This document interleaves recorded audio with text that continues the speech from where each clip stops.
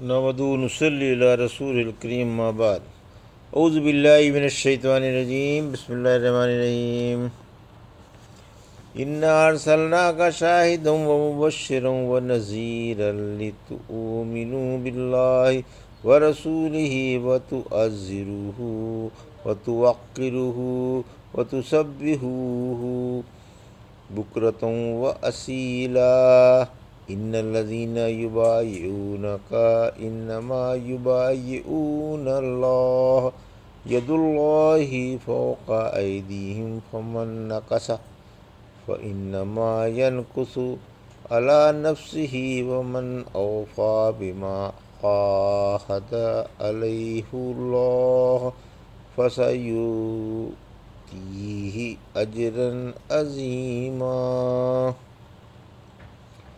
ابھی آپ نے سورہ فتح کی آیت 8 سے 10 کی تلاوت سماعت فرمائی۔ ان آیتوں کا ترجمہ اور تفسیر اس طرح ہے: انا ارسلناک شاہدا ومبشرا ونذیرا، آیت 8، لتؤمنوا باللہ ورسولہ وتعزروہ وتوقروہ وتسبحوہ بکرۃ واصیلا، آیت 9، ان الذین یبایعونک انما یبایعون اللہ ید اللہ فوق ایدیہم فمن نکث فانما ینکث علی نفسہ ومن اوفی بما عاہد علیہ اللہ فسیؤتیہ اجرا عظیما۔ آیت 10، ترجمہ: ہم نے آپ کو حق ظاہر کرنے والا، خوشخبری دینے والا اور ڈرانے والا بنا کر بھیجا ہے تاکہ تم اے مسلمانوں اللہ پر اور اس کے رسول پر ایمان لاؤ، ان کی مدد کرو، ان کا ادب و احترام کرو اور اللہ کی صبح و شام پاکی بیان کرو۔ جو آپ سے بیعت کرتے ہیں وہ اللہ ہی سے بیعت کرتے ہیں، اللہ کا ہاتھ ان کے ہاتھوں پر ہے۔ پھر جس نے عہد توڑا وہ اپنی جان ہی سے عہد توڑتا ہے، اور جو اللہ کے ساتھ کیے ہوئے عہد کو پورا کرتا ہے ہم اس کو بھاری اجر دینے والے ہیں۔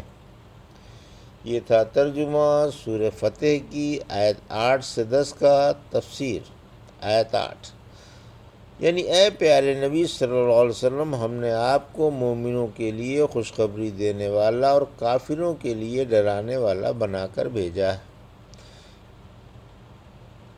آیت 9، تعزیر یعنی تعظیم کرنا، توقیر یعنی ادب و احترام کرنا، یعنی تاکہ تم اللہ پر اور اس کے رسول پر ایمان لاؤ، اس کی تعظیم کرو اور اس کا ادب و احترام بجا لاؤ، اور صبح و شام اللہ کی پاکی بیان کرتے رہو۔ پھر اللہ خود اپنے رسول کی تعظیم و تکریم اور عزت افزائی کے طور پر فرماتا ہے۔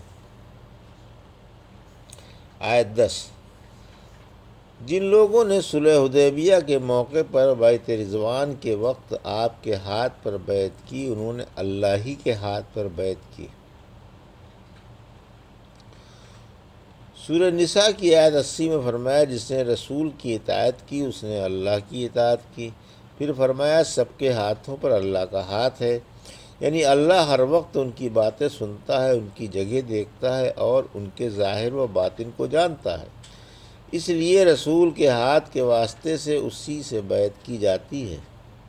سورہ توبہ کی آیت 111 میں فرمایا یاد رکھو اللہ نے ایمان والوں سے جنت کے بدلے ان کی جانیں اور ان کا مال خرید لیا ہے کہ وہ اللہ کی راہ میں جہاد کرتے ہیں، پھر مارتے ہیں اور شہید بھی ہو جاتے ہیں۔ اللہ کا یہ سچا وعدہ تورات و انجیل و قرآن مجید میں موجود ہے، اور جس نے اللہ سے کیا ہوا وعدہ پورا کیا اسے مبارک ہو۔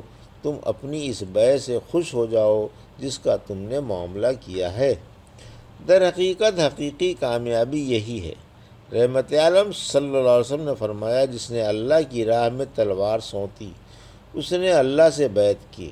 رسول اللہ صلی اللہ علیہ وسلم نے حجر و اسود کے بارے میں فرمایا اللہ کی قسم اللہ تعالیٰ قیامت کے دن اس کو اٹھا دے گا اور اس کی 2 آنکھیں ہوں گی جن سے دیکھتا ہوگا، زبان ہوگی جس سے بولتا ہوگا، اور اس کی طرف سے گواہی دے گا جس نے خلوص سے اس کا بوسہ لیا ہوگا۔ پھر جس نے اس کا بوسہ لیا اس نے اللہ سے بیعت کی۔ پھر آپ نے یہ آیت پڑھ کر سنائی۔ اسی لیے یہاں اللہ نے فرمایا کہ جس نے عہد توڑا اس کا وبال اسی کی ذات پر پڑے گا، اللہ تو اس سے بے نیاز ہے، اور جس نے اللہ سے کیے ہوئے عہد و پیمان پورے کیے اللہ اسے ایفائے عہد کے بدلے بے انتہا ثواب دے گا۔ اس بیعت کا نام بیعت رضوان ہے۔ یہ بیعت حدیبیہ کے ببول کے درخت کے نیچے لی گئی تھی۔ اس وقت تقریباً 1300 یا 1400 صحابی رضی اللہ عنہم نے آپ کے ہاتھ پر جنگ کرنے کی بیعت کی تھی۔ بیعت رضوان کے اسباب رحمت عالم صلی اللہ علیہ وسلم نے عمر رضی اللہ عنہ کو مکہ بھیجنے کے لیے طلب فرمایا تاکہ وہ قریشی سرداروں سے آپ کے آنے کی وجہ بیان کریں کہ آپ جنگ کے ارادے سے نہیں آئے بلکہ عمرے کی غرض سے آئے ہیں۔ عمر رضی اللہ عنہ بولے، مجھے قریش کی طرف سے جان کا خطرہ ہے، کیونکہ عدی کے خاندان میں میری حمایت کرنے والا کوئی بھی نہیں۔ قریش کو میری عداوت معلوم ہی ہے کہ میں ان سے کیا کچھ عداوت رکھتا ہوں اور ان پر کیا کیا سختیاں کرتا ہوں۔ البتہ میں آپ کو ایک ایسا شخص بتاتا ہوں جو بنسبت میرے قریش میں زیادہ معزز ہے، وہ عثمان بن عفان رضی اللہ عنہ ہے۔ آپ انہیں ابو سفیان اور قریش کے پاس بھیج دیں، وہ انہیں مطلع کر دیں کہ آپ لڑائی کی غرض سے نہیں آئے، آپ تو صرف بیت اللہ کی زیارت کے لیے اور اس کی عظمت و حرمت کو برقرار رکھنے کے لیے تشریف لائے ہیں۔ آپ کے حکم سے عثمان رضی اللہ عنہ مکہ روانہ ہو گئے۔ مکے میں داخل ہوتے وقت یا داخل ہونے سے پہلے آپ کو ابان بن سعید مل گیا۔ اس نے آپ کو آگے کر لیا اور پناہ دے دی، یہاں تک کہ آپ نے اللہ کے رسول صلی اللہ علیہ وسلم کا پیغام سرداران قریش کو پہنچا دیا۔ چنانچہ آپ ابو سفیان کے اور قریشی سرداروں کے پاس گئے اور جس پیغام کو لے کر آئے تھے وہ ان کے گوش گزار کر دیا۔ ان لوگوں نے عثمان رضی اللہ عنہ سے کہا کہ اگر تم بیت اللہ کا طواف کرنا چاہو تو کر سکتے ہو۔ آپ رضی اللہ تعالیٰ عنہ نے فرمایا، میں رسول اللہ صلی اللہ علیہ وسلم کے بغیر طواف نہیں کر سکتا۔ آپ کو قریش نے اپنے پاس ٹھہرائے رکھا۔ ادھر مسلمانوں میں یہ افواہ پھیل گئی کہ عثمان شہید کر دیے گئے۔ اب مسلمان ان کا قریش سے بدلہ لیے بغیر نہیں ٹلیں گے۔ رسول اللہ صلی اللہ علیہ وسلم نے صحابہ کو بیعت کے لیے بلوایا اور ایک درخت کے نیچے بیعت لی۔ صحابہ رضی اللہ عنہ کہتے ہیں کہ آپ صلی اللہ علیہ وسلم نے موت پر بیعت لی تھی، مگر جابر رضی اللہ عنہ کہتے ہیں کہ موت پر نہیں بلکہ نہ بھاگنے پر بیعت لی تھی۔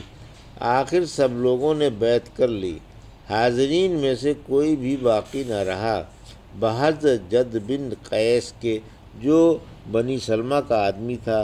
اللہ کی قسم وہ منظر مجھے اب تک یاد ہے کہ جد بن قیس اپنی اونٹنی کی بغل کی آڑ میں ہے اور لوگوں سے چھپ رہا ہے۔ پھر آپ کو معلوم ہوا کہ عثمان رضی اللہ عنہ کی شہادت کی خبر غلط ہے۔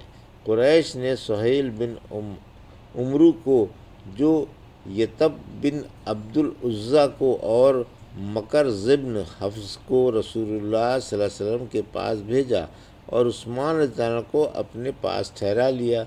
یہ لوگ مسلمانوں میں تھے کہ اتنے میں مسلمانوں اور مشرکوں میں کچھ تو میں ہو گئی اور تیر و پتھر تک نوبت آ گئی اور دونوں طرف کے لوگ تن گئے۔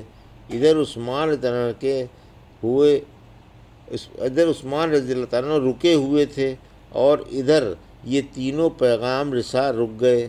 رسول اللہ صلی اللہ علیہ وسلم کے منادی نے اعلان کیا کہ ہوشیار، حضرت جبرائیل علیہ السلام آپ کے پاس اتر آئے ہیں اور بیعت کا حکم دے دیا ہے، لہٰذا اللہ کا نام لے کر بڑھو اور بیعت کرو۔ آخر مسلمان آپ کے پاس آ گئے، آپ درخت کے نیچے تھے، پھر لڑائی سے نہ بھاگنے پر بیعت لی گئی۔ اس منظر نے مشرکوں کو مرعوب کر دیا۔ آخر انہوں نے اپنے پاس والے مسلمانوں کے ذریعے صلح کی درخواست پیش کر دی۔ انس بن مالک رضی اللہ عنہ کہتے ہیں، جب آپ نے بیعت رضوان کا حکم فرمایا تو عثمان رضی اللہ عنہ کے رسول کے پیام بن کر مکے گئے ہوئے تھے۔ آخر آپ صلی اللہ علیہ وسلم نے لوگوں سے بیعت لی، پھر فرمایا، اے اللہ، عثمان رضی اللہ عنہ اللہ اور اس کے رسول کے کام کے لیے گئے ہوئے ہیں۔ پھر آپ نے اپنے ایک ہاتھ کو دوسرے ہاتھ پر مارا، یعنی عثمان رضی اللہ عنہ کی طرف سے بیعت کر لی۔ لہذا عثمان رضی اللہ عنہ کے لیے رسول اللہ صلی اللہ علیہ وسلم کا ہاتھ صحابہ کے ہاتھوں سے کہیں افضل تھا۔ جابر بن حاتب بن ابی بطع کا غلام ان کی شکایت کرتا ہوا آیا اور کہنے لگا، یا رسول اللہ صلی اللہ علیہ وسلم، حاتب جہنی ہے، حاتب جہنمی ہے۔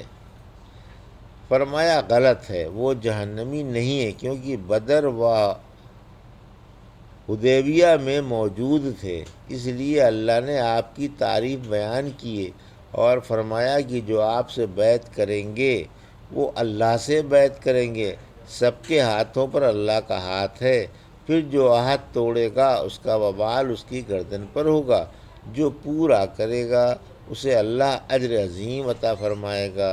سورہ فتح کی آیت 18، یہ اللہ ایمان والوں سے راضی ہو گیا جب کہ وہ آپ سے درخت کے نیچے بیعت کر رہے تھے، اسے معلوم ہے جو ان کے دلوں میں ہے، پھر اللہ نے ان پر سکون و اطمینان اتارا اور انہیں نزدیک والی فتح عطا فرمائی۔ یہ تھا سورہ فتح کی آیت 8 سے 10 کا ترجمہ اور تفسیر جو بھی آپ نے سماعت فرمائی۔ بارک اللہ لی و لکم فی القرآن الحکیم و نفعنی وایاکم بآیات الذکر الحکیم۔